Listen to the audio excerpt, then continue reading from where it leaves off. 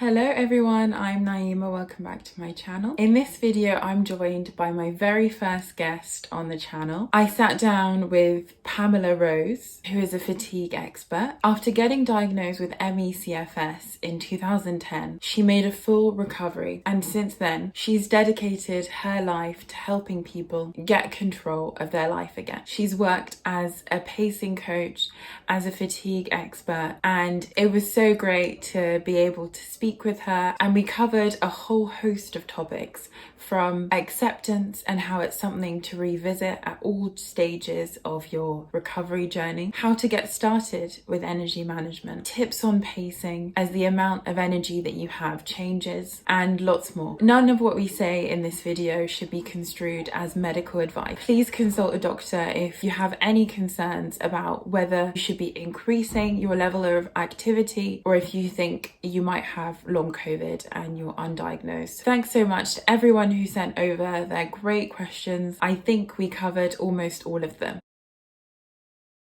I'm so happy to have you here. Thank you so much for joining me. It's lovely to be here. Absolutely lovely to be here, Naïma. Thanks for inviting me. I'd love for you to give us a short introduction about how you came into this work. Okay, sure. So for anybody who doesn't already know my story, as you've just mentioned, I myself, I was diagnosed with a fatigue-related challenge 12 years ago now. Like many people, though, I suspect it had been brewing for a while before that, but the formal diagnosis was in 2010.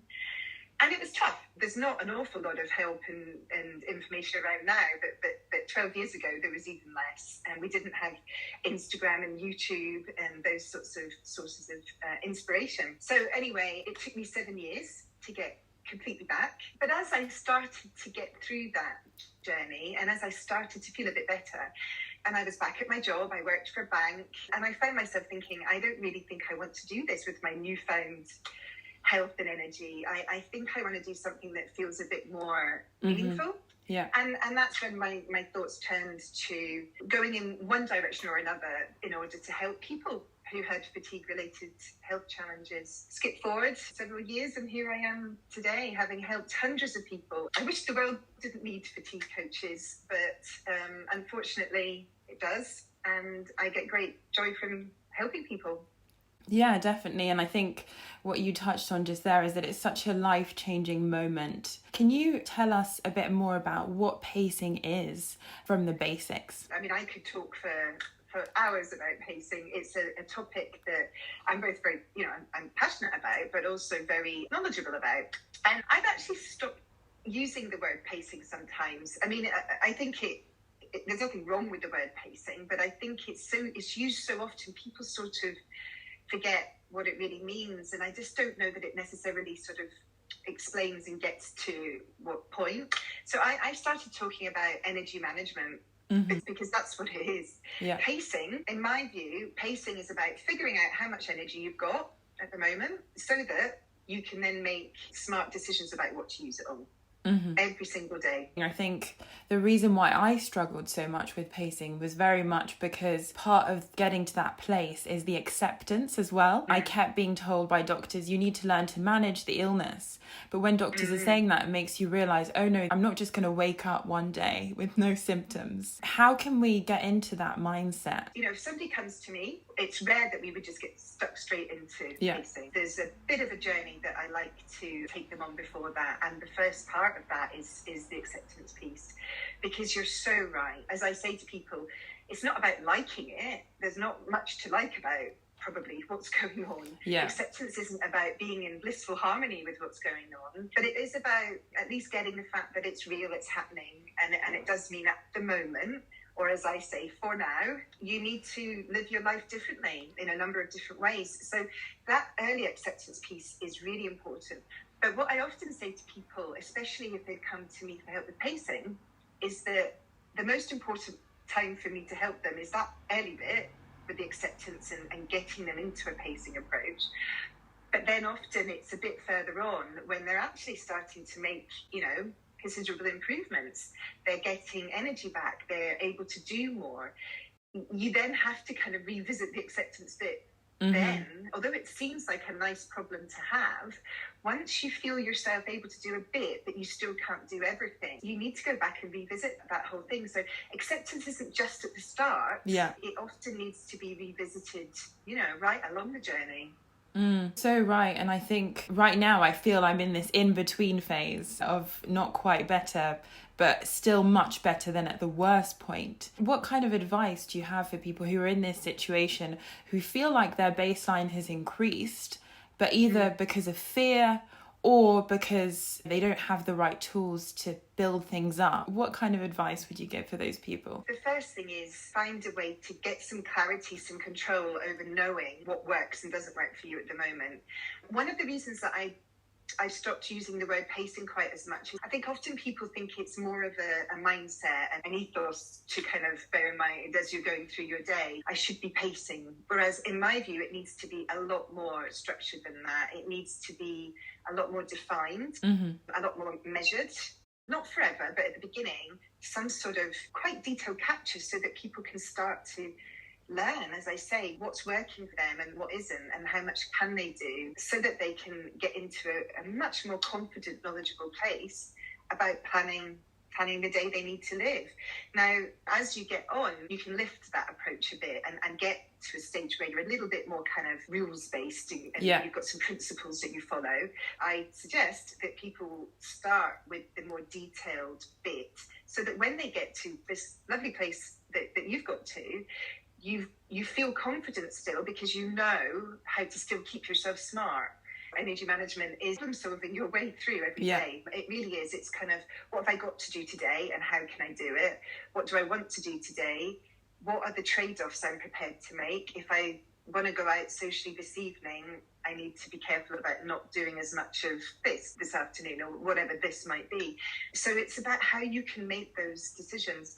And I don't know if people are watching this and thinking, oh gosh, that sounds a bit detailed and a bit of effort.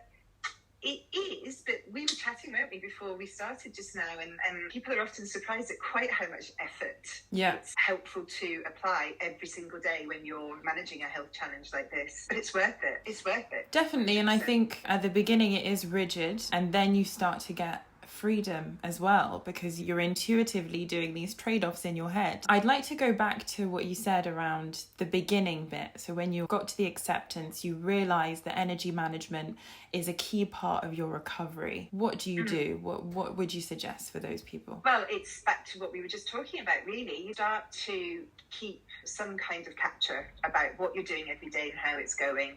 We haven't got time just now to get right into the detail of how I would walk somebody through that. As much as anything, I think one of the reasons there isn't an awful lot about pacing online is because it's so individual to each person. I take my work very seriously. I'm very professional in how I approach helping people. And there's some information that if you shared it out there in a sort of a general way, people didn't quite take it on and did the wrong things. With these sorts of challenges, it could make you, if not worse, it could certainly not help. This is why it's difficult to get into real detail. But to talk about it in a more general way, it really is about starting to record what you're doing in a day, making observations about what things that seem to be more manageable than others. What are the things that make something surprisingly more difficult? Duration doesn't always come into it. Yeah. And this is where everybody's different. But somebody might come to me and they're fine looking at screens and maybe watching television for an hour and a half, fine. But if they have a 10-minute phone conversation, it tips them into being much more symptomatic. So you can't just say 10 minutes of something is okay. You need to get a little bit deeper than that. That's the sort of thing I walk people through. And not only is everybody's life different, some people might not even have a television, some people that's not a feature, but also how these health challenges manifest themselves in people are different from person to person. I've helped hundreds of people over the years, and no two have been the same. Yeah. Everybody's experience is slightly different. One of the things that you touched on that's really interesting and took me a really long time to grasp is that watching TV, reading, talking on the phone, these are all activities. I was convinced that it was only the physical aspect that was contributing to my illness. But how do you go about and quantify those non-physical activities? It's quite a challenge. Yeah, so I'm always refining my approaches and the way I help people. I hope I always will. And one of the things that I've started to talk about now, and I'm happy to share it here if it helps people, is how helpful it can be to break the things you do down into 3 buckets of activities. Yeah. It's physical stuff, it's cognitive stuff, and it's social stuff. I used to lump cognitive and social together when I was helping people and just say, think about the differences between how achievable and easy it is to do things physically and the difference between the more cognitive things. But over time, I've absolutely seen that for many people, they might be not too bad with those 2 areas, but socially, they go out and they're interacting with people. They find that a real, surprisingly demanding, shall we say. So the first thing I would suggest is that people, again, that extra dimension, it's not just how long does it take, it's what, for me, is it more physical things that are likely to tip me over, or is it cognitive things, phone calls, looking at screens, reading, being on the phone, watching TV, or is it interacting with other people, or is it a bit of all 3? Again, as I say, everybody's different. I have people who probably have even amounts of challenge in all 3. Other people might be fine with 2, but there's one, or fine-ish with a couple of them, and there's one that is particularly challenging. So that can be a really helpful way, again, to break it down a little bit further. It's interesting, and I think everyone has different triggers that seem to cause not a relapse or a setback, but potentially a flare, for example. What I find hard with the post-exertional malaise is because there's a delay in symptoms, I find it very hard to then retroactively work out what has caused it. And I wonder if you have some thoughts around that, how we can get better at identifying what those triggers might be. There are many cruel, frustrating elements to a fatigue-related health challenge, and one of them is the fact that you don't always know at the time that you're overdoing it. Yeah. And come on, that's just not fair, is it? That to add to everything else, you've got this confusing, bewildering situation where you think something felt fine and then realise a day or 2 later that it wasn't. Again, my best advice there is, at least at the beginning, keep a record of what you've done. Be consistent in how you're capturing information every day, not just about what you've done, but about how you felt. I'm not a huge fan of symptom tracking. Yeah. I'm very much also a mindset coach, and I help people a lot with the emotional side of dealing with fatigue.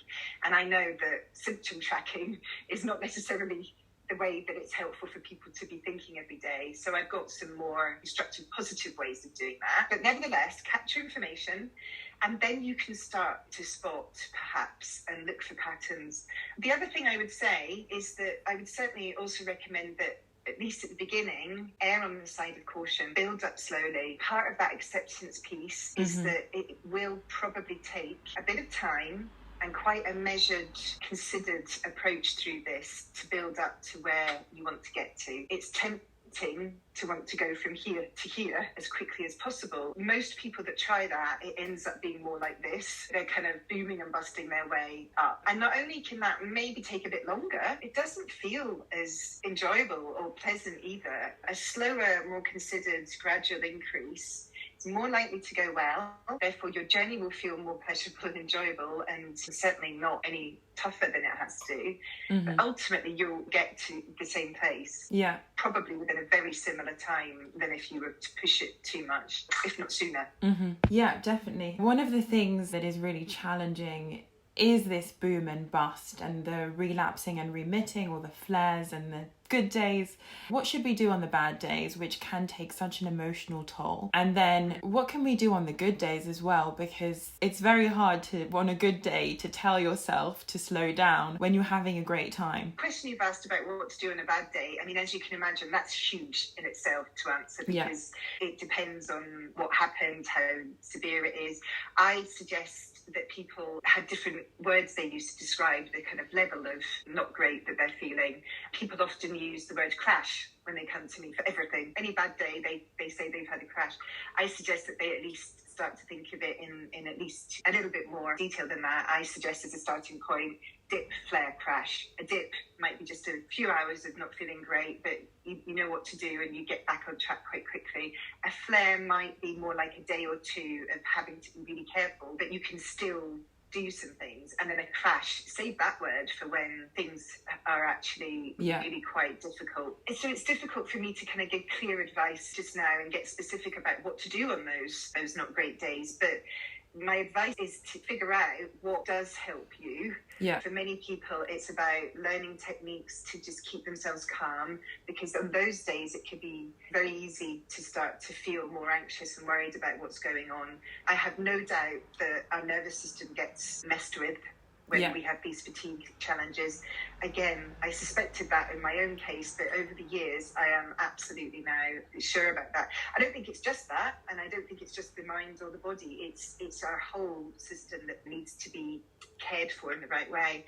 So find ways to manage those emotions, lower your baseline right down as much as possible, delegate as much as you can if there are must-do things that you have to do or have to be done, and put yourself first if you can. Gosh, that's an easy thing to say, but again, very difficult sometimes, not just from a practical point of view, but from a mindset one.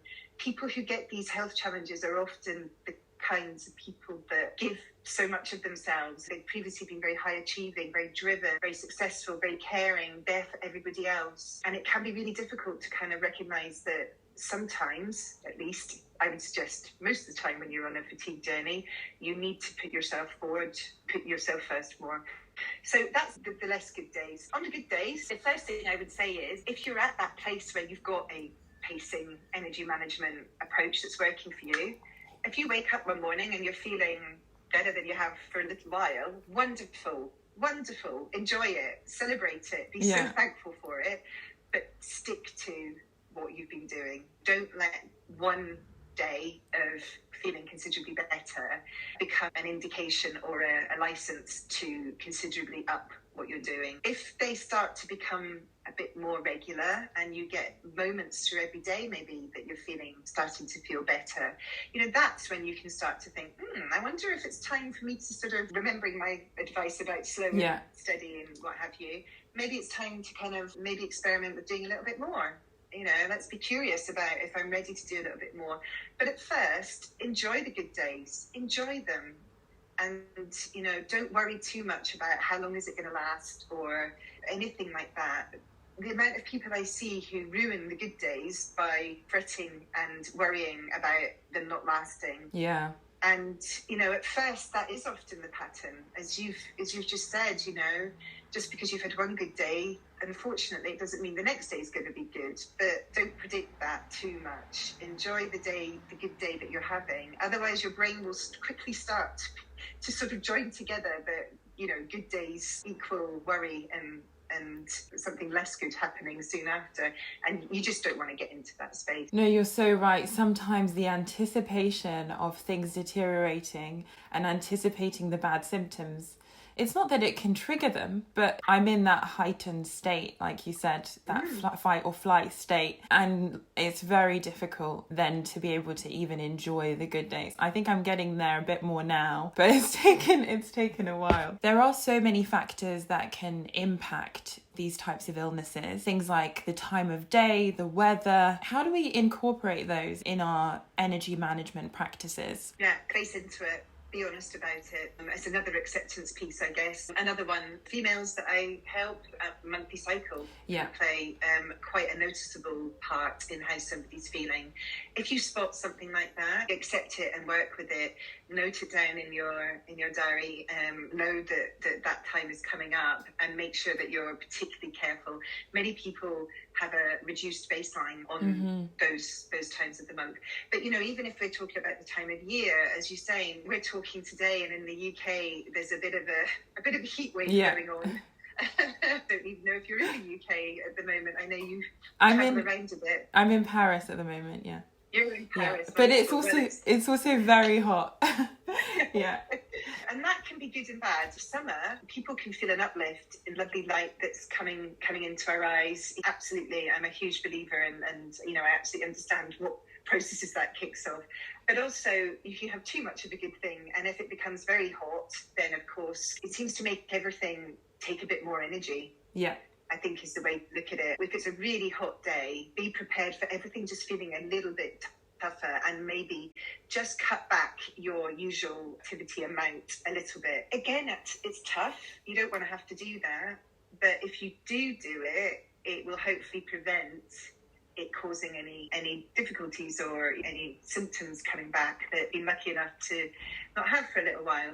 So yeah, I think it's about accept it. It's face up to it. It's learn your patterns. I think you also asked about, time of day. Many people, as I guide them, one person might realize that they're particularly okay and ready to do cognitive tasks earlier on in the day. Yeah. But if they tried to do it late afternoon, it wouldn't go as well. Conversely, physical activity might be better done in the morning for one person and not in the afternoon. Everybody's different, but spot those sorts of patterns as well and use that information. Mm-hmm. Some of it's really, really helpful. Yeah. If it's talking about your daily energy patterns, that's helpful stuff. The weather, you can't do much about, and unfortunately, that's just about accepting it and going with it. Definitely. I hope that helped. Yeah. I think for me, it took me a long time to realize the mornings I could wake up feeling amazing, but then slowly, as I did more, I'd have less and less energy left. Again, this is only through months and through noting things down and working it out, and then working backwards to see what kind of patterns that meant. I know you work with a lot of people who have long COVID. Can you talk a bit about how they've recovered, what you're noticing in your work is different to other fatigue-based illnesses? I'd love to hear a bit more. Sure, of course. I've worked with lots and lots of people who have been struggling with post-COVID fatigue and the other symptoms, because of course it's rare that it's just fatigue. It often comes hand in hand with other symptoms, and again, that's different from person to person. I was well placed in the sort of summer of 2020 as it started to be talked about that people were taking a while to get through this and not getting back to how they'd been. I was well placed to start helping, trying to do what I could to get kind of advice and guidance out to people. And over the months and years, as we're talking about now, that's grown, and I've helped many people either from a one-to-one point of view or other ways that I help. And professionally, it's been interesting. I mean, personally, it's awful. And again, I wish that I hadn't been needed to help them, but I was here and I was ready and I was able to help. The good news is that I see people with, the post-COVID related fatigue achieving wonderful, wonderful things. Every single week, every single month, I'm talking to people who are doing much, much better. Many people who are completely back and living a full and active life again. On the whole, it's the same approaches, the same things that help those people as the other fatigue-related conditions. And I should explain, as a fatigue coach, I say I'm here to help people who are experiencing certain symptoms. I don't promote myself as a long COVID coach or an ECFS coach. And I have people who come to me who have got, maybe arthritis or thyroid issues, or they've been through cancer treatment and it's worked, but it's left them with very little energy. So often it's the same things that help everybody. A couple of things I will say, please, this is just my experience. Yeah. Based on helping, a few hundred people with long COVID, it does seem that the post-COVID fatigue, people that are struggling with that particular reason for it, it seems to be even more marked, the nervous system. Yeah. The way it gets out of balance, out of whack, and is getting spiked way too quickly and easily. So that seems to be even more marked, I would say, with people with post-COVID fatigue. And also the more brain fog and cognitive challenges and symptoms that can come with it. Everybody's different, but I would say that's been more noticeably consistent in the people that I've helped. And of course, I can only talk about the people that come to me for help. So it's the same sort of stuff that I help people with, but of course there are some unique challenges, especially if we're talking about the emotional challenge, where especially at the beginning, nobody really knew what was going on and how worried to be about this, and where was it even possible to get back. But at least as time has gone on and there are some lovely inspirational success stories on YouTube. You can search for that and find them. There are a couple that I've been involved in, and they're lovely inspirational stories, and I recommend everybody looks for the good news stuff. There's way too much negative, sort of more scaremongering sort of content out there, which is not helpful at all. Yeah, it's good to be realistic, because this is by far the most challenging thing I've ever been through, but at the same time, there are a lot of people recovering, and I'm getting messages every week from people who were in the same position or completely bedbound, debilitated, and we need to show a more balanced view of what this is like. I think you're spot on. It's about the balance, isn't it? And again, no two journeys are the same. There are some people who respond very quickly to doing the right things, giving their body just a bit more stability and consistency, giving it the time and space to do whatever restorative work needs to be done. Some people respond to that quite quickly and get back within weeks, months. For other people, it's a longer journey. But even then, they're making improvements as they go along. People hear that my journey was 7 years and often think that it was 7 years of not leaving the house. No, life was getting better and better as I went through that. And again, I'm seeing that with the people who are struggling with COVID or post-COVID challenges. Yeah, that's great. No, thanks. So I know that you came to this work after being diagnosed with ME/CFS. And at that time, as you've said, there wasn't YouTube, there wasn't necessarily as many resources to get started on this energy management journey. What advice would you give to yourself after getting that diagnosis that you think you needed to hear and might help some people watching? Gosh, that's a really good question. And I do think about this, I suppose. And I suppose the reason I'm doing what I'm doing now is I wanted to give people what I needed then that wasn't there. Yeah. And the biggest thing was, I think I would go back and tell myself it's safe to give myself permission to be hopeful. And it was safe to feel positive about getting back. I did waste a bit of time at the beginning, like many people do, wondering, there really wasn't much around and there weren't many people that were even talking about that these things were possible to get through. My GP kind of shrugged and gave me a good thumbs up. I've talked about that before. And, that's not a very hopeful, reassuring place to leave somebody in. Yeah. I would say I would go back to myself and say, don't worry, it's safe to feel hopeful. And I feel myself feeling a little bit emotional just thinking about that, because I remember that person who was so scared and bewildered back then. And like you say, it's that word balance again. It was important though that I also knew that it was going to take work and effort and finding the right things for me, but that it would happen and I would get through it. And actually, in hindsight, once I got into that nice, positive, determined place, that's when things started to go in the right direction. And I see that happen a lot. I think you're so right. Even you saying it's okay to be hopeful, I have to remind myself that sometimes, because it's so scary to hope that you can get back to where you were or get to a new place. It's scary to have that hope as well, because when you're trying all these different things, it can be heartbreaking when they're not working, or they're not working in the way that you want. Lastly, tell us where we can find your work. Anyone from the channel wants to hear more about the great work that you're doing. I'll provide links and everything in the bar below, but just share what you're working on and how you work with people. First of all, you said you'll put my social links. I offer different ways to access my help, depending on what is, the most workable option for somebody, and also the demand on my time. Yeah. I do often have a bit of a wait for people to come to me for one-to-one help. Again, it's a sign of the times that there's a lot of demand for the kind of stuff I do, and there aren't a lot of people out there that do it. And I do have to be very careful. I have to keep my, the numbers of people I'm helping at a certain level at any given time, because I need to be careful to protect my own energy. I'm back and I want to stay back. Because of that, I have other ways to access my help. When it comes to pacing and energy management, I realised that I had an approach, a method, a framework that was helping, I think everybody that's learned it. I was becoming a blocker in getting it out there to people. So last year I translated that into an online course. And so if anybody just wants to hear my pacing approach, get the more detailed, specific guidance where I coach from a distance, really, because again, it's not a one-size-fits-all thing, but I introduced it and I get people to figure out how they would then do the right things, answer the right questions.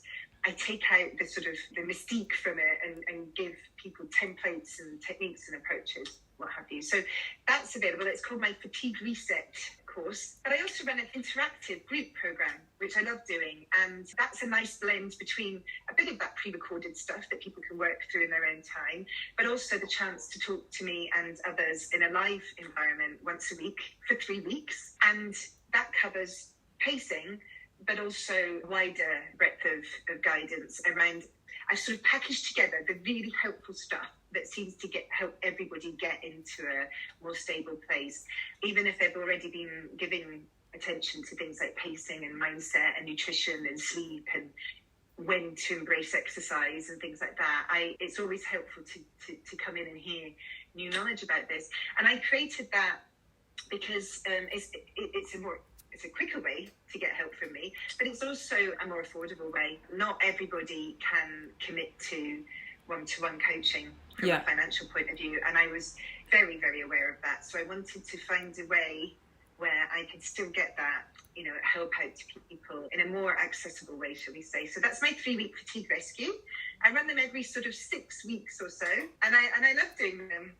Yeah, I think it's a wonderful way to get access to a community and knowledge as well, because some of these online forums, there's so much content to get through. Now we're in, years of long COVID already. So this is a great way, I think. Yeah, thank you so much. Yeah, thank you so much for watching, everyone. And I will share all of the links and all of the resources that Pamela has kindly mentioned. Thanks.